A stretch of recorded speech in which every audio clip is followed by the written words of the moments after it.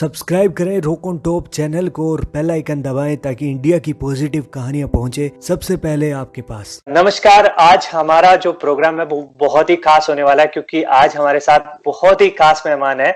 हरियाणा के जाने माने हास्य कवि अरुण जेमिनी जी हमारे साथ हैं और आज हम उनके साथ बातचीत करेंगे कुछ उनकी रचनाओं को लेकर। वैसे तो वो किसी इंट्रोडक्शन के मोहताज नहीं है, लेकिन फिर भी मैं कोशिश करता हूँ एक ब्रीफ इंट्रोडक्शन देने की।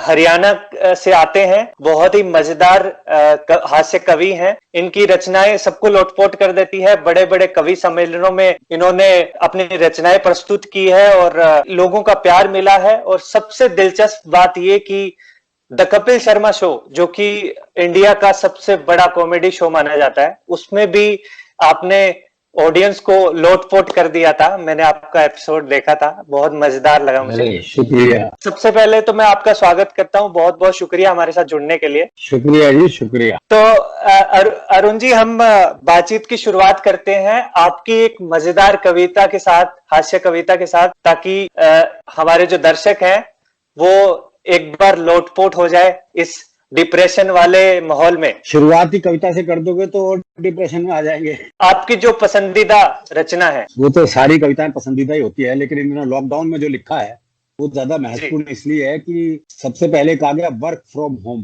अभी बेचारा वर्क फ्रॉम होम कैसे, तो कविताएं लिख तो सकता है लेकिन सुनाए कहाँ। तो हमारा काम तो लोगों के पास जाके सुनाने का है। तो उसके तहत मैंने एक छोटी सी कविता लिखी कि वर्क फ्रॉम होम के तहत मैंने घर पर ही कविता सुनाई। क्या बात। ना कोई हंसा, ना किसी ने ताली बजाई और ना ही कोई पेमेंट जेब में आई।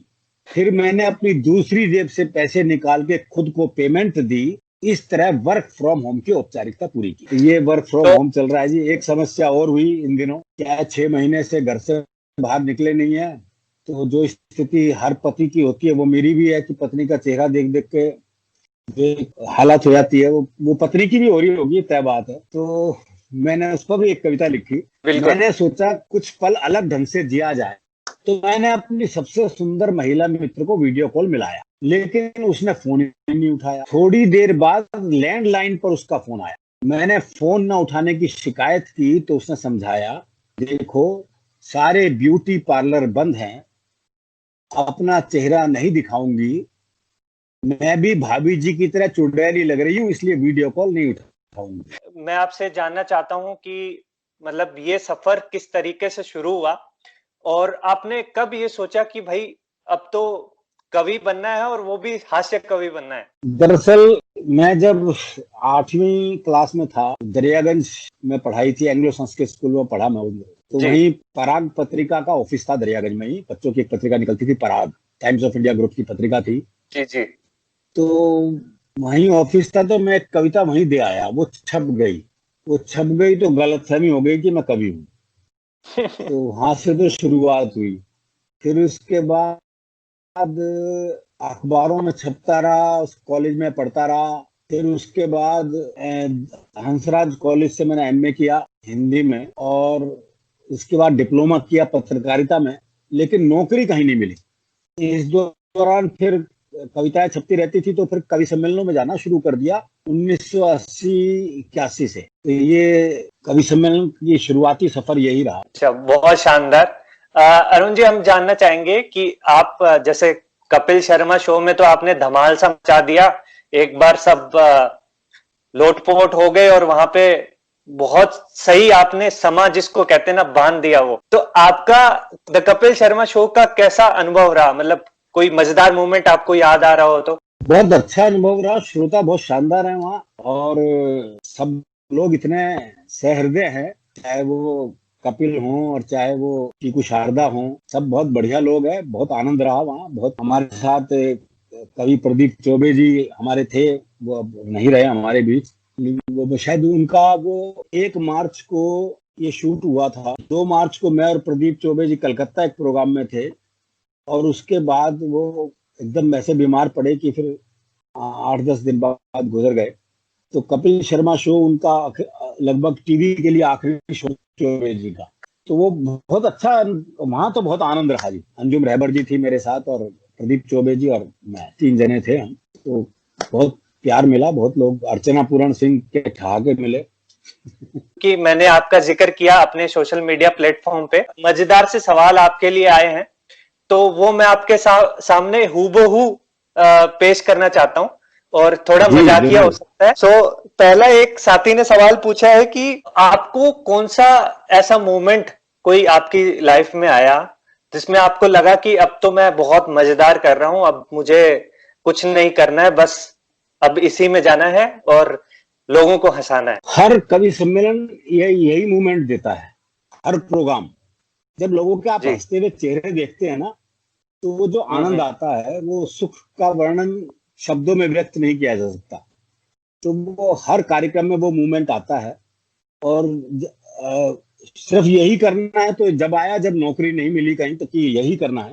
पहले कोशिश की थी कि नौकरी मिल जाए, क्योंकि आप जानते हैं कि बिना नौकरी के किसी को आजकल न्याय तो दिया नहीं जाता, ये तो समय लगता है स्थापित होने में। तो वो दिक्कत शादी में भी आई, जैसा कि स्वाभाविक है। बिल्कुल समझ तो सकता हर हूँ। हर हर कवि सम्मेलन वो मूवमेंट देता है। अच्छा, आपने बड़े बड़े शो किए, कवि सम्मेलन किए और आपने कपिल शर्मा शो में भी आपने धमाल मचाया। उसके बाद जब आप घर घर आए, तो ये सवाल मेरा नहीं है, ये किसी ऑडियंस का ही सवाल है कि आप जब घर आए तो आपके पड़ोसियों का क्या रिएक्शन था? क्या कुछ रिएक्शन उनका बदला है? मतलब आपको सेलिब्रिटी वाला फील आया? नहीं, ऐसा कुछ नहीं, ज्यादा कुछ ऐसा नहीं हुआ, क्योंकि आस पड़ोस में मैं बहुत सामान्य व्यक्ति के तौर पे रहता हूँ जी, जैसे रहना भी चाहिए। पड़ोस में रहना है तो सामान्य व्यक्ति के तौर पे सेलिब्रिटी वाली फील आज तक हम में आई ही नहीं है, वो अभी तक नहीं आई है। वो तो जब आपने नहीं मुझसे सर, बात की तभी पता लग गया होगा कि सेलिब्रिटी वाली फील नहीं है अपने में। बिल्कुल। पहली बार आपने जब हमारी बातचीत हुई तो आपका बहुत ही सिंपल वे में बातचीत हुई, कोई ऐसा नहीं है कि हायरार्की वाला फील मुझे नहीं आया। तो एक श्रोता ने बहुत ही मजेदार सा सवाल पूछा है कि आपको कोई इमोशनल मूवमेंट आया कि कभी आप कविता सुना रहे हो और किसी श्रोता आपके पास आया और भाव विभोर जिसको हम बोलते हैं वो हो गया हो, उस तरीके से आपके दिल के करीब जो एक मेमोरेबल मूवमेंट रहा हो किसी श्रोता के साथ? ऐसे मोमेंट भी खूब आते हैं जी, लेकिन वो हास्य का कवियों पे, इसलिए वैसे रोने वाले मोमेंट नहीं आते। वो ऐसे अच्छा, आते हैं कि जी आपने जो है आज का दिन बना दिया हमारा, और हम इतना जिंदगी में नहीं हंसे जितना आज हंसे। तो वो जो इस तरह के कॉम्प्लीमेंट आते हैं, उसका एक अलग सुख है। तो वो सुख कई बार मिला कि भाई हम इतने 2 घंटे में जितना हंसे हैं, इतने आज तक कभी नहीं हंसे। तो हमने तो आज ये जो कमेंट आते हैं, ये रोने वाले नहीं है, बस खुशी के होते हैं। वो खुशी वाले कमेंट बहुत आते हैं। कविताएं जो है वो दिल को छूती ही हैं, वो तो चाहे हास्य की हो चाहे वो किसी और रस की हो, दिल के करीब आती है, जब भी तो उसका आनंद ले पाता आदमी। तो इसलिए वो मूवमेंट आते रहते हैं। अरुण जी, ऐसा मतलब मैंने भी, क्योंकि मैं भी काफी टाइम मैंने हरियाणा में व्यतीत किया है और मैं जैसा सुनता हूं कि कहा जाता है कि हास्य रस हरियाणवी भाषा की जो आम बोलचाल है उसमें भी हास्य रस बन जाता है। इसमें बिल्कुल कितनी है ही, सच्चाई है? बिल्कुल है। हमारे यहाँ बड़े सामान्य संवाद में ही हास्य है। जैसे बहुत सामान्य संवाद है, ये हर घर में प्रयोग होता है हरियाणा में। बोले बापू माँ तना खान ने बुला रही है, बोले बाकी खा लिए, बोले हाँ बस तू ही रह रहा से। तो ये बहुत सामान्य संवाद। तो वहाँ सामान्य संवाद में हास्य, बस ये है कि ये श्रेय मुझे मिल गया कि मैंने उस हास्य को विश्व के सामने प्रस्तुत कर दिया।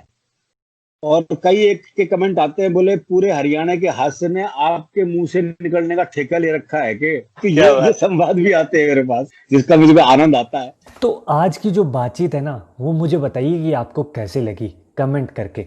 और दूसरा ये कि अगर आप अरुण जी की हास्य कविताओं से कनेक्टेड रहना चाहते हैं, हंसना चाहते हैं, तो मैंने उसका लिंक जो है वो डिस्क्रिप्शन में दे दिया है, वहाँ पर क्लिक कीजिए और दबा के हंस लीजिए।